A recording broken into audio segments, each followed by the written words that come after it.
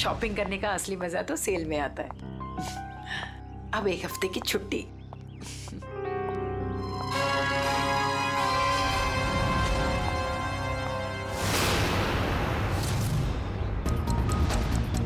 अब घर जाकर मम्मी से कहूंगी कि उनके हाथ की ठंडी लस्सी बना कर दे।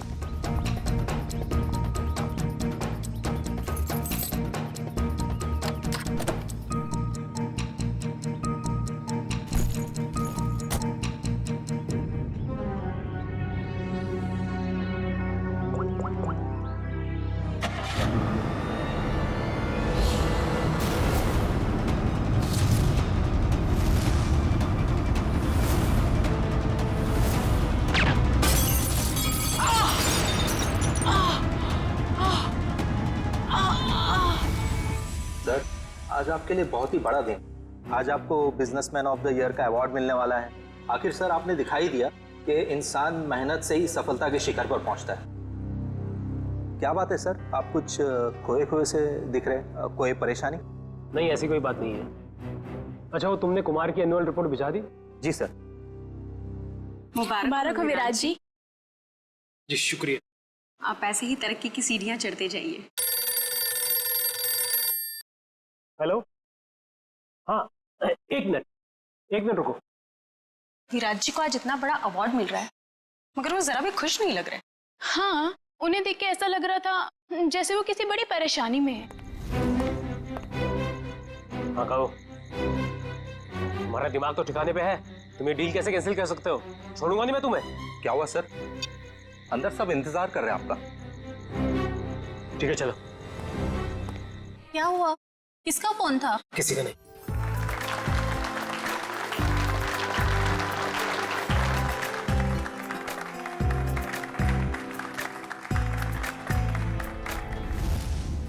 अब वक्त है उस घड़ी का जिसका आप सबको बेसब्री से इंतजार था। बिजनेसमैन ऑफ द ईयर का अवार्ड देने का वक्त आ गया है। और इस अवार्ड को देने के लिए मैं बुलाना चाहूंगा इस शहर के जाने माने इंडस्ट्रियलिस्ट मिस्टर श्याम विपुल को।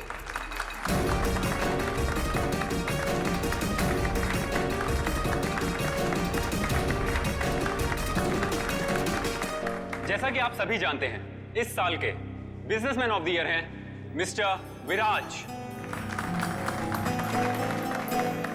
अब मैं चाहूंगा मिस्टर विराज स्टेज पे आएं और अवार्ड रिसीव करें।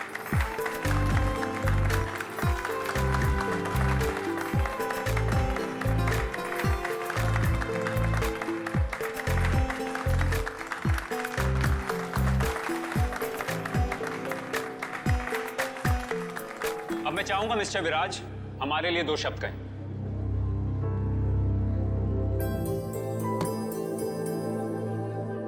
आप सभी का बहुत बहुत शुक्रिया। मैं सिर्फ इतना कहना चाहूंगा कि इंसान अगर चाहे तो मेहनत और ईमानदारी के बल पर जिंदगी में कुछ भी हासिल कर सकता है। इस अवार्ड को जीतने का श्रेय मैं अपने बहुत ही खास अरे ये क्या? अरे गोली चली, निकला से। चलो चलो, कहीं हमें ना लग जाए। निकला से। विराज क्या हुआ तुम्हें? अभिजीत, गोली तो बाएं तरफ से चली है। बस इसका मतलब गोली चलाने वाला इसके सामने नहीं खड़ा था, साइड से गोली चलाई इसने। अगर ये यहाँ पे खड़ा होके बोल रहा था बाईं तरफ से गोली चली है, सर यहाँ कहीं पे होना चाहिए खूनी को। हाँ, पर यहाँ पर तो दीवार है अभिजीत, मतलब खूनी दीवार के सामने खड़ा था, इन सारे लोगों के बीच में। किसी ने तो सुना होगा, देखा होगा गोली चलाते वक्त। ये इधर दीवार पे मेहमान थे इस तरफ? सर 2 या 3। 2 या 3? कितने? सर 3। कौन लोग थे, कुछ याद है आपको? सर गोली की आवाज सुनकर वो लोग भाग गए, जो बचे यहीं बचे हैं। मेहमानों की लिस्ट तो होगी तुम्हारे पास? Yes sir. लाओ। Okay sir. वैसे आप लोगों ने देखा किसी को गोली चलाते हुए? नहीं सर। कमाल है, एक आदमी यहाँ पे गोली चलाता है, इनकी मौत हो जाती है, ना किसी ने कुछ देखा ना सुना। ऐसा कैसे हो सकता है? सर दरअसल हम सबका ध्यान स्टेज पे चल रहे प्रोग्राम पे था, इसलिए गोली कहाँ से आई वो पता ही नहीं चला। हाँ हाँ सचिन, यहाँ पे सारी ग्लासेस बिल्कुल ठीक ठाक है, लेकिन इस ग्लास पे क्रैक है। अभिजीत, ग्लास में क्रैक है, मगर ग्लास खड़ा का खड़ा ही, गिरा नहीं है। ऐसा क्रैक तो तभी आएगा सर, ये ग्लास किसी से टकराए या फिर कोई बहुत जोर की आवाज हो ग्लास के पास। जरूर ये आवाज गोली चलने की है, और वो गोली इसी ग्लास के करीब से ही चली है। पंखे, हाँ आजा। देख, लगता है गोली यहीं से चली है, ग्लास के पास से।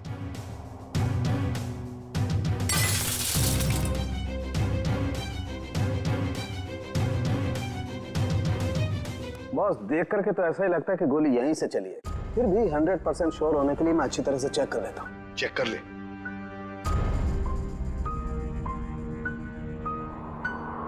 आप लोग उसे बिल्कुल नहीं छोड़ना जिसने विराज को मारा है। बिल्कुल, आपसे वादा करते हैं, जिसने भी ये किया है उसे कड़ी से कड़ी सजा दिला देंगे। तू हिम्मत से काम ले, अगर तू ऐसे करेगा तो काम कैसे चलेगा? चुप हो जा। सीआईडी से आज तक कोई भी मुझे बच नहीं पाया। आप सर, मैं शेखर, विराज का चचेरा भाई। और फिर आप? मेरा नाम आशिका है सर, मैं विराज की बरसों से बिजनेस पार्टनर हूँ सर। और सर मैं विराज जी का पीए हूँ। तो फिर आप में से किसी को भी किसी भर भी शक है किसने किया होगा ये? नहीं सर, उनकी तो किसी से कोई दुश्मनी नहीं थी। नहीं, दुश्मनी तो थी, नहीं तो कोई खून क्यों करेगा? सर मैं कुछ कहना चाहता हूँ। कहिए। सर, विराज जी का आज शाम से बहुत ज्यादा मूड खराब था। खराब मूड?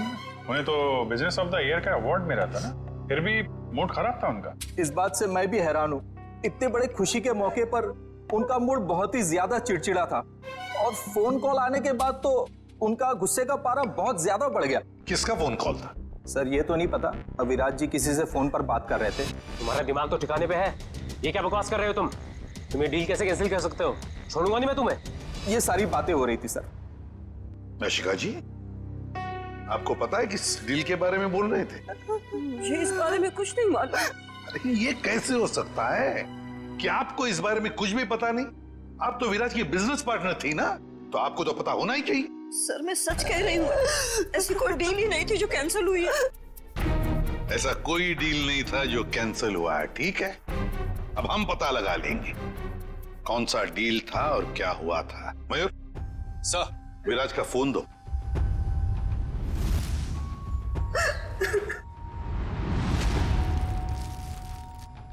देखो जरा, आखिरी फोन।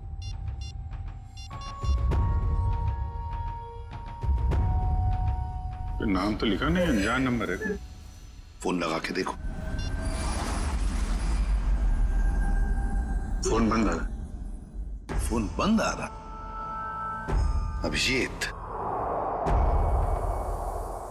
फोन बंद आ रहा है, इसका मतलब है विराज की मौत का जिम्मेदार ये फोन कॉल ही है। पता लगाना पड़ेगा ये फोन नंबर है किसका। मनसा, बेकार की जिद छोड़ दो ना। मम्मा प्लीज समझने की कोशिश करो, मुझे सीआईडी के पास जाना ही होगा, उनसे मदद लेनी होगी मम्मा। नहीं, मैं तुम्हें नहीं जाने दूंगी। फिर से हमला हो गया तुम पर तो। मम्मा प्लीज, मैं जो कर रही हूँ वो ठीक कर रही हूँ, लेट मी डू इट। हाँ, मैं सीआईडी के पास जा रही हूँ, क्या तुम मेरे साथ चलोगे? ओके।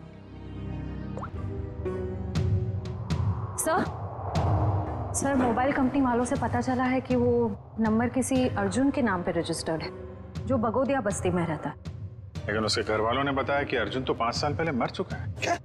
और उसका सिम कार्ड कौन इस्तेमाल कर रहा है कुछ पता नहीं। तो बड़ा चालाक है ये खुद, कोई भी सुराग नहीं छोड़ रहा है। 5 साल पहले मरे हुए आदमी का सिम कार्ड इस्तेमाल करता है और फिर विराज का खून भी करता है।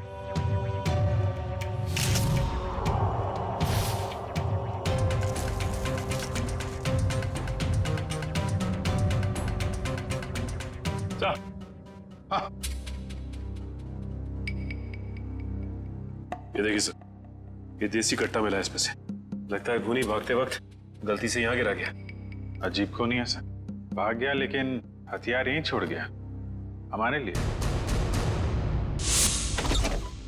सर प्लीज हमारी मदद कीजिए, हम बहुत बड़ी मुसीबत में हैं सर। एक मिनट, कौन है आप लोग? सर मेरा नाम मनसा है और ये मेरे बिजनेस पार्टनर है अमन। अच्छा, क्या हुआ बताइए। सर हमें किसी ने मारने की कोशिश की है सर, हमारी जान पे हमला हुआ है। किसने किया हमला तुम लोगों पर? कौन, जानते हो आप लोग? सर कुछ नहीं पता है और समझ में नहीं आता है कि हमें मारकर किसे फायदा होगा। देखिए प्लीज आप घबराइए मत, हम लोग पता लगा लेंगे। अच्छा ये बताइए कि जब आप पे हमला हुआ तो क्या आप लोग साथ साथ थे? नहीं सर, अलग अलग जगहों पे हमला हुआ, मुझ पे मेरे ऑफिस में और मंशा पे शॉपिंग मॉल के पार्किंग लॉट में हुआ सर। जी सर, कल दोपहर को करीब 12 और 1 के बीच में। कल दोपहर को? और आप लोग आज हमारे पास आए हैं? आज? कल क्यों नहीं आए? सर हम घबरा रहे थे सर, बड़ी मुश्किल से हम हिम्मत बटोर के आपके सामने आए सर। अच्छा, जिन लोगों ने आप पे हमला किया उनके चेहरे तो देखे होंगे ना आप लोगों ने? सब कुछ इतना जल्दी हुआ कि मैं ठीक से कुछ देख भी नहीं पाई। और ये देखिए, गोली मेरे बाजू में लगी। बड़ी अजीब बात है, गोली चलाने वाले ने देखा तक नहीं कि गोली निशाने पर लगी है या नहीं।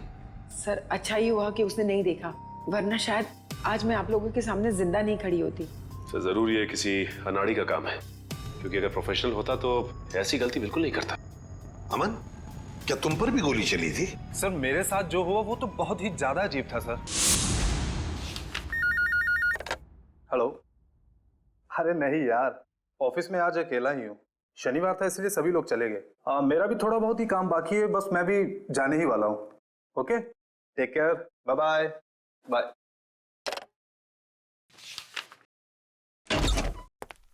अरे ऑफिस में इस वक्त कौन हो सकता है?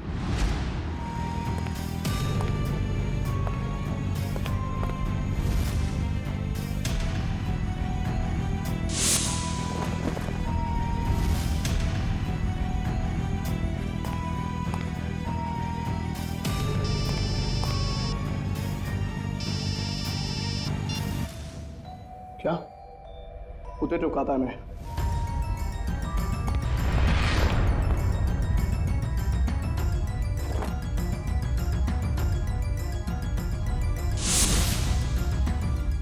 सर गोली मारने वाला बिना गोली मारे ही चला गया। वही तो। सर ये तो बहुत अजीब है।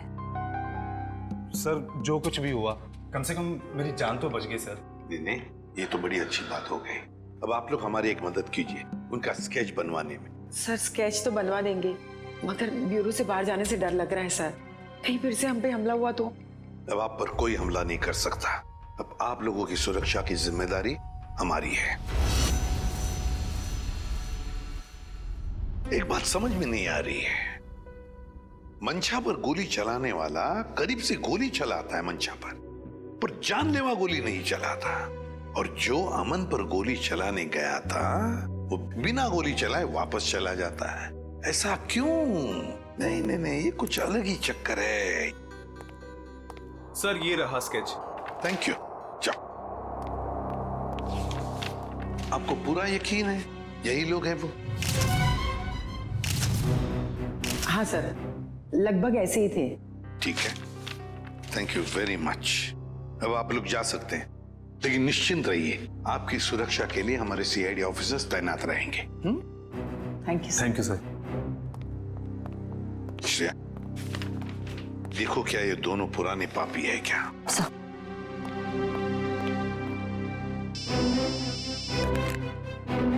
आसान के बोल, गोली उसी टेबल पे से चली थी जिस टेबल पर वो वाइन ग्लास था? ओके, ठीक है सर। हाँ, मिल गया? नहीं सर, उन दोनों का हमारे डेटाबेस में तो कोई रिकॉर्ड ही नहीं है। कोई भी रिकॉर्ड नहीं है उन दोनों का? अच्छा, एक काम करते हैं, वो मॉल जिसके पार्किंग लॉट में मंशा पर हमला हुआ था और अमन का ऑफिस, इन दोनों जगहों के पास उस वक्त जिस वक्त गोली चली थी, उस वक्त जितने भी सेलफोन्स नेटवर्क में थे उन सब का पता लगाते हैं।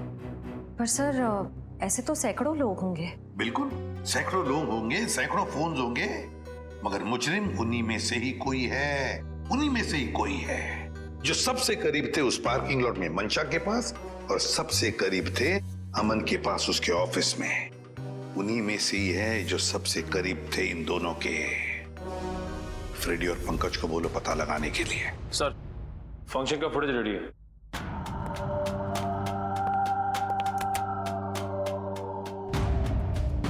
निखिल, अब जूम करो उस टेबल पर जहां से गोली चली थी।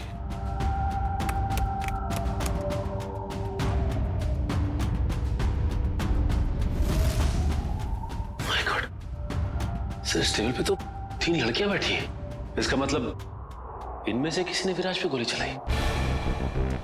पता लगाना पड़ेगा है कौन ये 3 लड़कियां। इतनी लंबी लिस्ट, मुझे तो मेरे स्कूल के दिन याद आ रहे हैं और इतिहास के राजा महाराजा के नाम रट रहा हूं। ले भैया, एक और लिस्ट आ गई। इतनी लंबी लिस्ट, सर मैं बेहोश हो जाऊंगा। घबराइए नहीं सर, ये आखिरी है। अच्छा, मुझे तो नींद आ रही है। उस दिन मंशा वाले मॉल और अमन के ऑफिस के पास इतने सारे लोग थे, जो हमें चाहिए उसे ढूंढेंगे कैसे? एक काम करते हैं सर, 2-4 लोगों को फोन करके देखते हैं। हमारा नसीब शायद बुलंदी पे हो और हमें मुजरिम मिल जाए। अच्छा आइडिया है, लगा phone. Inky pinky ponky, Freddy sir loves a donkey, ये वाला नंबर है।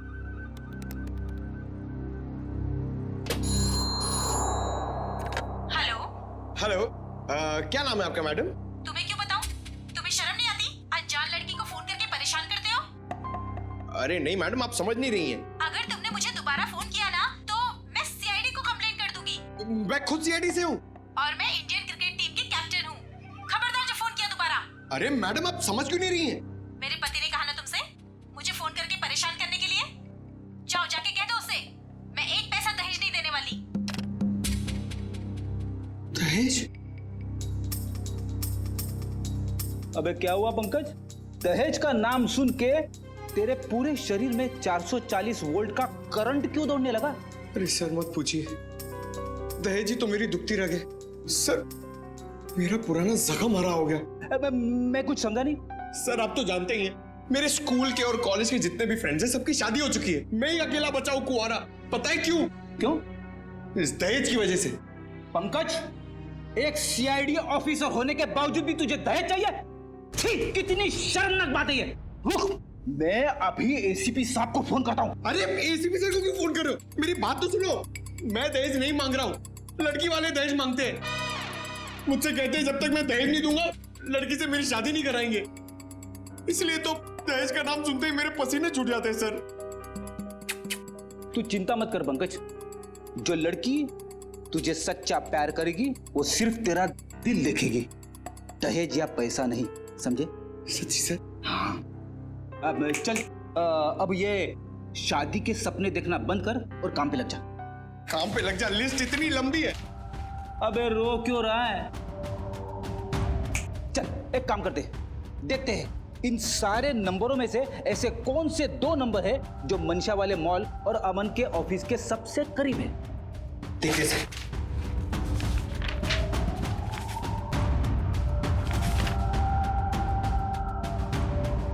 सर ये नंबर देखिए सर। सर ये मॉल से सिर्फ 70 मीटर दूर है।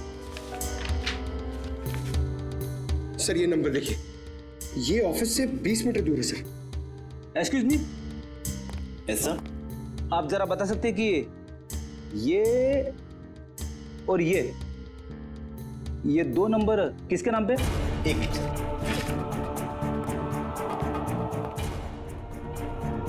सर अगर आपकी नजर में कोई सुंदर सुशील प्यारी सी लड़की होगी ना सर, तो मुझसे मिलवा दीजिएगा सर। वो क्या है ना, मेरी मॉम चाहती है कि मेरे हाथ जल्दी से जल्दी पीले हो जाए। प्लीज जरा ध्यान रखो। सर ये दूसरा वाला नंबर ट्रेस करने में थोड़ा टाइम लगेगा, मगर ये पहला नंबर किसी शीतल कुमार का है। शीतल? मतलब पंकज, उस दिन मंशा को मारने कोई लड़का नहीं बल्कि लड़की आई थी। मंशा ने तो कहा था कि कोई लड़का था। ये केस तो और भी उलझता जा रहा है। एक काम करता हूँ, दया सर को फोन करता हूँ। सर क्यों बुलाया हमें यहाँ? अभी पता चल जाएगा। वो तीसरी लड़की कहाँ है जो इनके साथ में थी?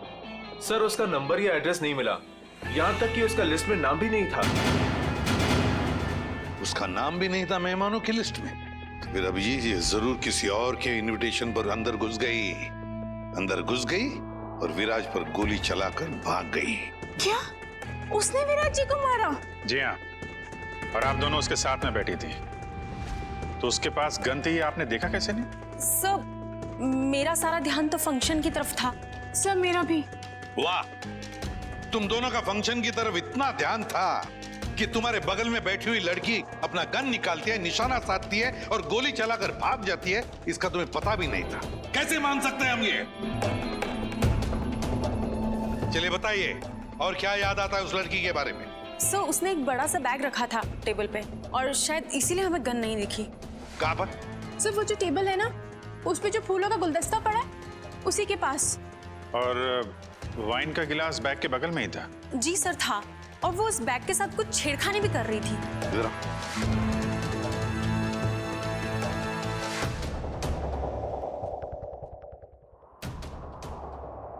तुम दोनों यहाँ बैठी थी? जी सर। और उसने बैग कहाँ रखी थी? सर उसका बैग यहाँ पर था और गिलास यहाँ पर? जी सर।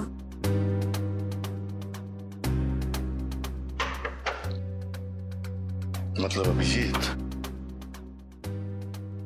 बैग के अंदर गन छुपा कर रखी थी। वो कह रही थी ना, छेड़छाड़ कर रही थी बैग के साथ, निशाना साधा उसने और गोली चला दी। सर उसका चेहरा तो हम देख ही चुके हैं, उसकी फोटो टेलीविजन और अखबारों में दे दें सर? हाँ, मगर उससे पहले अभिजीत सीसीटीवी फुटेज चेक करो। सर ये जो दोनों कैमरास है ये फंक्शन हॉल के अंदर के हैं और ये मेन गेट का।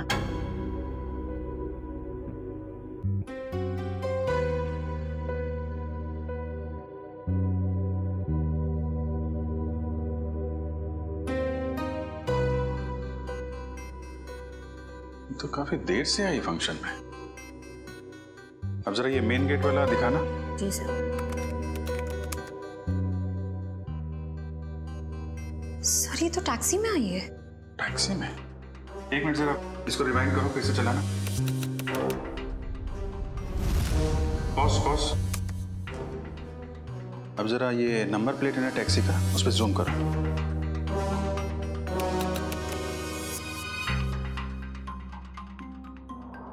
टैक्सी कंपनी से पता करो कहां से बैठी थी ये इस टैक्सी में। जी हाँ, मैं उसी टैक्सी की बात कर रहा हूँ, VWJA 3856। जी हाँ, 23 नवंबर की रात लगभग 8 बजे के आसपास इस टैक्सी ने एक लड़की को तिरला ऑडिटोरियम पहुंचाया। देखिए इस लड़की की सारी डिटेल चाहिए हमें। जी हाँ, खून का मामला है। क्या कहा टैक्सी कंपनी ने? सर कंपनी वाले सारी डिटेल्स ईमेल कर रहे हैं सर। ओके, टैक्सी कंपनी का ईमेल आ गया।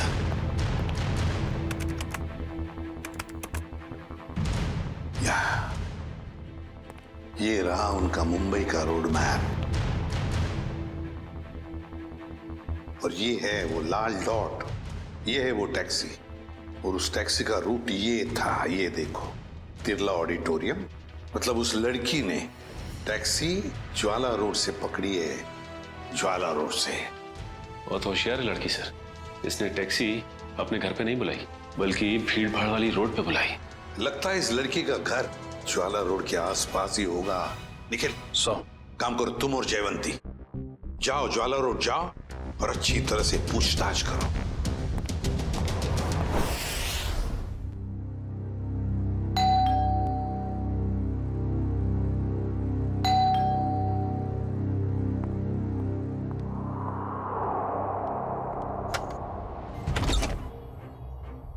शीतल? क्या? शीतल तुम हो ना? आप लोग क्या कह रहे हैं? ये हेडफोन्स निकालोगी तब सुनाई देगा। I am so sorry. आप लोग तीनों दीपा के कजिन्स हैं, राइट? मैं आप लोग का ही वेट कर रही थी। हम लोग कोई कजिन वजन नहीं है, हम लोग सीआईडी से हैं। सीआईडी? सर सब कुछ ठीक है ना? शनिवार दोपहर 3 बजे तुम मॉल में क्या कर रही थी? कौन सा मॉल? वही मॉल जो जवाहर नगर में है। सर मॉल, मैं कोई मॉल में थी नहीं और जवाहर नगर तो मेरे घर से काफी दूर है, मैं वहां जाती ही नहीं हूँ। देखो शीतल, ड्रामा करने की जरूरत नहीं है। अगर तुम जवाहर नगर नहीं गई थी तो तुम्हारा फोन वहां कैसे पहुंच गया? पर मेरा फोन तो गुम हो चुका है, मेरे पास है ही नहीं। आप लोगों को मिला क्या? ओह, तो फोन मिल नहीं रहा है। बहाने अच्छे हैं, मगर सीआईडी के सामने ये सारे बहाने पिट जाते हैं, क्योंकि हमें ये भी पता है कि इस वक्त आपका फोन कहाँ है। यहीं पर है, घर पे। नेटवर्क यही बता रहा है। पर मेरे पास तो मेरा फोन है ही नहीं, और नेटवर्क और सिग्नल। हाँ, शायद हो सकता है कि मेरी काम वाली बाई ने चुराया हो। मैं उसे इनफैक्ट निकालने वाली थी काम से। अंदर कौन है? कोई नहीं, शायद चूहा होगा। चूहा? आप लोग कहाँ जा रहे हैं? आप लोग मेरी मर्जी के बगैर मेरे घर में नहीं जा सकते। सुनिए, आप लोग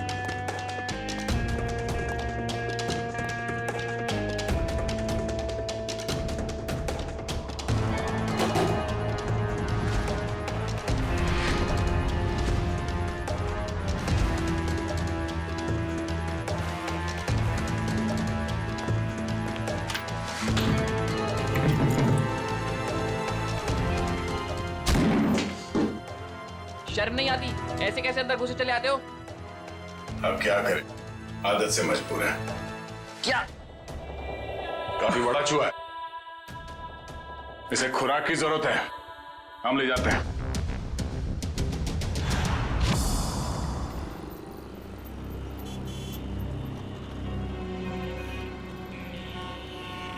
रॉम टैक्सी में यहाँ से बैठी होगी वो, लेकिन उसे टैक्सी यहाँ से क्यों पकड़ी होगी, कहीं और से क्यों नहीं?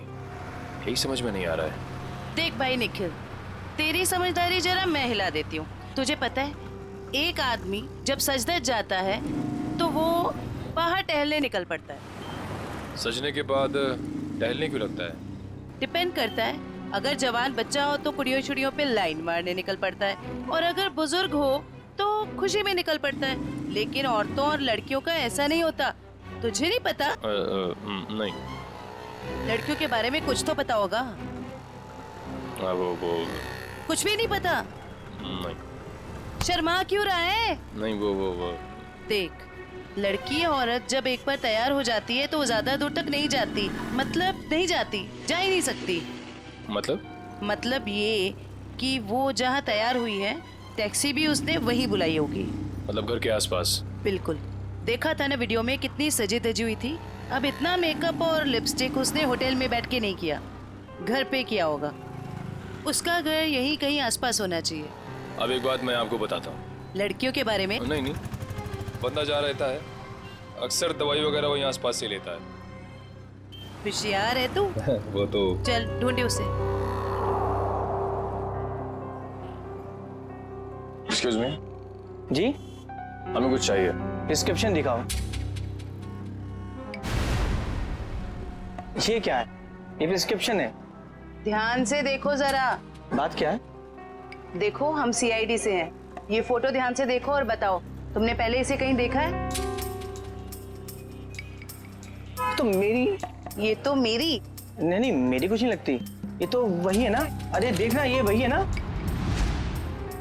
अरे हाँ, ये तो वही है, 11 नंबर बंगले वाली। 11 नंबर वाली? हाँ, 11 नंबर पे रहती है, घर से फोन करती है। बहुत बार घर पे दवाई भेजी हमने इसकी। क्यों, बीमार है क्या? नहीं, हट्टी कट्टी है। 11 नंबर वाली।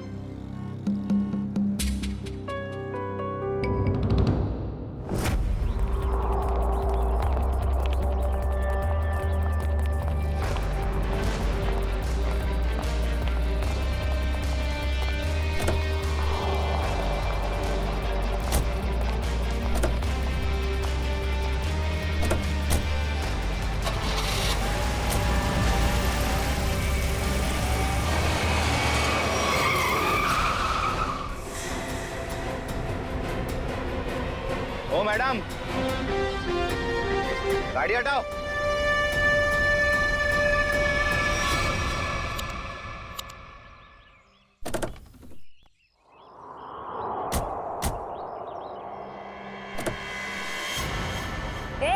क्या बदतमीजी है? चल गाड़ी हटा। अगर यहाँ बदतमीजी नहीं पसंद तो सीआईडी ब्यूरो चलो, वहां कर लेंगे थोड़ी बदतमीजी। सीआईडी?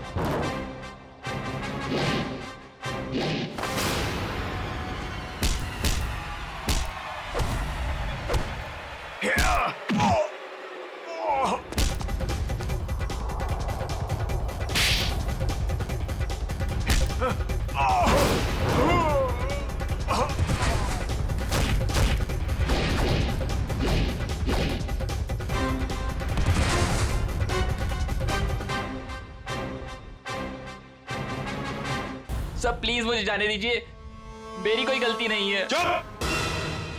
पैसे लेकर लोगों को मारते और कहते हो तुमने कुछ नहीं किया। किसने कहा था तुम्हें मंशा और अमन को मारने के लिए? प्रीतम ने। कौन प्रीतम? वो बड़ी पार्टियों से सुपारी का कॉन्ट्रैक्ट लेता है और हम जैसे लोगों में बांट देता है। मुझे मंशा को मारने के लिए कहा था उसने, और मेरे दोस्त रिंकू को अमन की सुपारी दी थी। मतलब पैसे लेकर लोगों को मारने का पूरा नेटवर्क ये प्रीतम चलाता है, और फिर मंशा और अमन को मारने के लिए प्रीतम को किसने कहा? प्रीतम को किसने कॉन्ट्रैक्ट दिया था? सब विराज ने। विराज? सर इसका मतलब विराज, मंशा और ये अमन का केस आपस में जुड़ा हुआ है। हाँ, पर मजे की बात ये है सचिन कि विराज ने प्रीतम को कॉन्ट्रैक्ट दिया मंशा और अमन को मारने का, और फिर विराज का ही खून हो गया। सर कहीं ऐसा तो नहीं कि अमन और मंशा ने मिलकर विराज को मरवा दिया हो? तो फिर मंशा और अमन हमारे पास क्यों आते? अच्छा, ये तुम्हें सुपारी मिली थी ना मंशा और अमन को मारने की, तो फिर तुम और तुम्हारे दोस्त नाकामयाब कैसे हो गए? नाकामयाब नहीं हुए थे सर, प्रीतम ने आखिरी वक्त पर सुपारी कैंसिल कर दी थी। प्रीतम ने आखिरी वक्त इन दोनों को मारने का प्लान ही कैंसिल कर दिया? क्यों? ये चक्कर क्या है? मुझे तो लगता है विराज की मौत के पीछे इस प्रीतम का हाथ है। दीपिका। जी सर। तुम्हें विराज को मारने के लिए किसने कहा था? प्रीतम ने। प्रीतम ने? सर मगर प्रीतम को किसने कहा होगा विराज को मारने के लिए? वो भी पता चल जाएगा निखिल। सर मुझे कितनी देर यहाँ रुकना पड़ेगा? क्या मैं घर जा सकती हूँ? क्यों? ऐसा कौन सा अच्छा काम किया है जो तुम्हें हम जाने दें? एक खूनी को बचाने की कोशिश की है तुमने, समझी? सर मैं इलेश से प्यार करती हूँ, इसलिए भाग गई थी। तो कौन सा बड़ा काम किया इलेश से प्यार करके? इसे बचाने की कोशिश की तुमने, उसे तो सजा होगी, मगर तुम्हें भी होगी सजा। चले जाओ इसे। चलो। इलेश, तुम्हारे पास प्रीतम का नंबर और एड्रेस तो होगा ना? सर मेरी बात प्रीतम से कभी डायरेक्ट हुई नहीं, हमेशा उसकी सेक्रेटरी जिया से ही बात होती थी। दीपिका, तुम्हारे पास नंबर है प्रीतम का? नहीं, मेरी बात हमेशा उसकी सेक्रेटरी जिया से होती थी। तो फिर सेक्रेटरी जिया का नंबर दो हमें।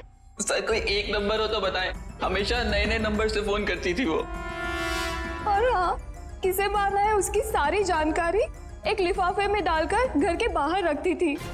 नए नए नंबरों से फोन करती थी। बड़ी चालाक समझती है ये अपने आप को सेक्रेटरी जिया, लेकिन उसे पता नहीं अब उसका पाला पड़ा है हमसे, सीआईडी से। अब ज्यादा देर बच नहीं सकती वो। जिया ने जिन जिन नंबरों से तुम्हें फोन किया है वो सारे के सारे नंबर चाहिए हमें अभी, इसी वक्त।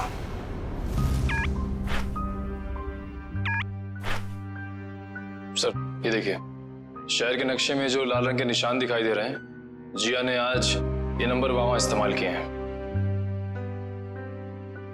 ये है वो पहला नंबर जिया ने इस्तेमाल किया हुआ।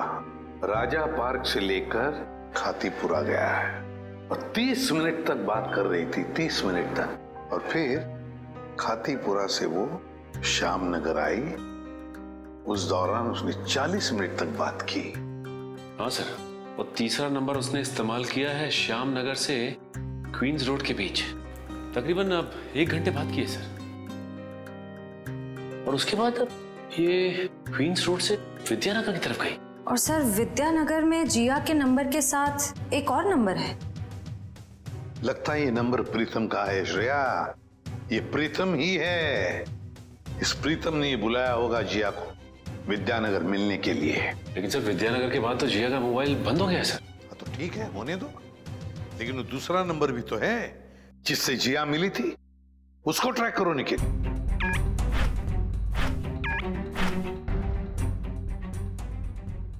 सर फिलहाल ये नंबर सिविल लाइन के किसी बंगलो में है, bungalow number 17। Civil Lines bungalow number 17। Jiya, तेरी साड़ी तो बहुत अच्छी लग रही है, कहाँ से खरीदी? स्पेशली ऑर्डर देके बनवाई है, डिजाइनर है। वाह जिया, तेरी चॉइस को तो मानना पड़ेगा। एक मिनट। मेरा एक बहुत पुराना दुश्मन है, मुझे उसे मरवाना है। आप दाम जो भी चल लग जाए। लगता है किसी आशिक का फोन आया है। मैं प्रीतम जी की सेक्रेटरी बोल रही हूँ। आपका संदेश उन तक पहुँचा दूंगी। 10 लाख लगेंगे। अरे 20 लाख दूंगा, लेकिन वो बचना नहीं चाहिए। बहुत नफरत करते हैं उनसे। ऐसा क्या बिगाड़ा है आपका? मिल के बताता हूँ आपको। लगता है दरवाजे पे कोई आया है। मैं आपको थोड़ी देर में कॉल करती हूँ। आप? नहीं, वो मैं ही हूँ। आपसे मुलाकात भी हो गई। आप कौन है? वैसे तो मेरा नाम अभिजीत है, लोग मुझे सीनियर इंस्पेक्टर अभिजीत के नाम से जानते हैं। सीआईडी में काम करता हूँ। आप किस नाम से बुलाना पसंद करेंगी? सीआईडी का यहाँ क्या काम? अरे फोन पे बताया ना आपको। अच्छा वो, मुझे लगा कोई मजाक कर रहा है तो मैं भी मजाक करने लग गई। सुपारी का लेन देन तुम्हें मजाक लगता है? जिया, ये सब क्या चल रहा है? सॉरी गर्ल्स, पार्टी खत्म हो गई है, आप लोग जा सकती हैं। Thank you very much. चलिए चलिए। चलो चलो। आप सोच भी नहीं सकती आप कितनी बड़ी मुसीबत में फंस गई हैं। देखिए, मैं प्रीतम के लिए काम करती हूँ, लेकिन मैंने आज तक उसे नहीं देखा। वाह सर, अभी तक ये कह रही थी कि प्रीतम को जानती नहीं है, अब कह रही है देखा नहीं है। ऐसा ना हो थोड़ी देर के बाद ये कहें कि ये खुद प्रीतम है। अरे मैं ऐसा क्यों कहूंगी? मैं प्रीतम नहीं हूँ, मैं तो जिया हूँ। जरा आईडी दिखाइए अपना। ID card? हाँ, I card, driving licence, PAN card, passport, कुछ भी नहीं है। नहीं है? ओह, जरा मैडम का बैग चेक कर लीजिए।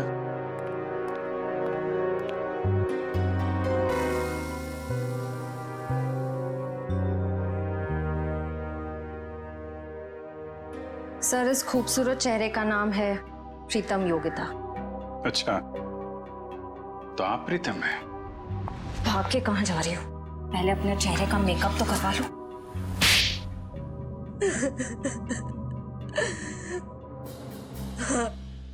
मैं ही प्रीतम हूँ और मैं ही सुपारी लेने का काम करती हूँ। आज की सुपारी किसने दी थी तुम्हें?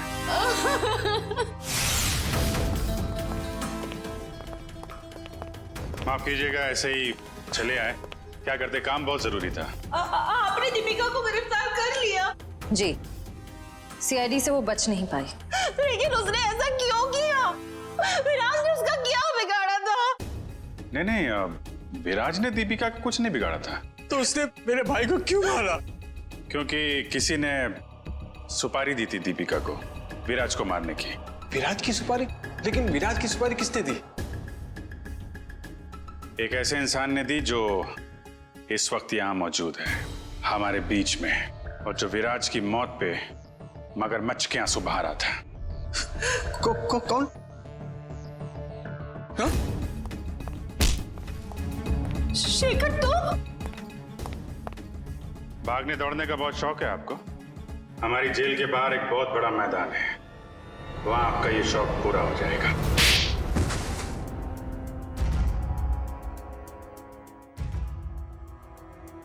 कहने के तो ये हमारा फैमिली बिजनेस था, लेकिन सच तो ये था कि पूरा कारोबार सिर्फ और सिर्फ विराज भैया चलाते थे।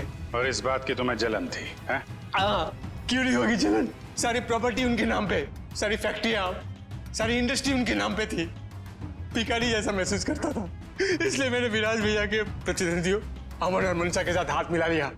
और तुम तीनों का एक ही मकसद था, विराज की बर्बादी।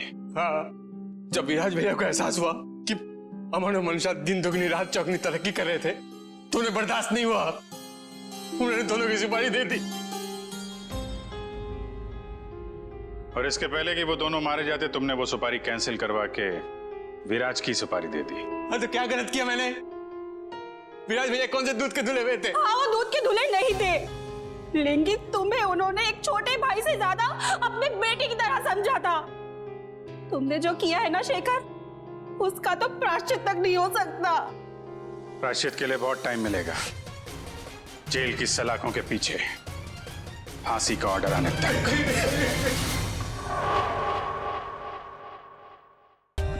For more updates, subscribe to our channel, click the show links and enjoy watching the videos.